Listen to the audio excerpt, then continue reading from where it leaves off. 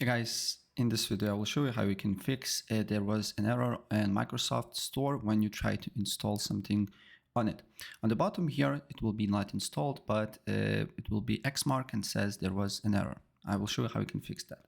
So the first thing what you need to do here, you need to go to search and then you need to look for services. Then you need to click on one of the tasks here and then press M, right? And then you need to look for Microsoft Store install service. Then what you need to do here is to make sure to set to automatic here and make sure it's running. If it's not running, press start, wait for a couple of seconds and then apply the changes.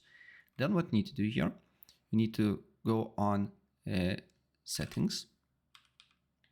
Then you need to go to system. Then you need to scroll down until you see system components.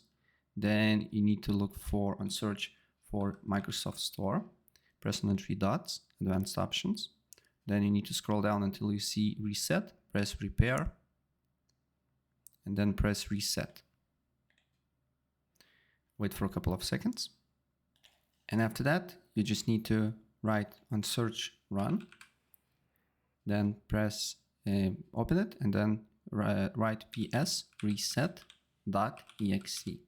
And then Microsoft app will automatically, Microsoft Store automatically restarts and your issue should be solved. You should able to download anything from there. That's pretty much it. If I help you out, please press like.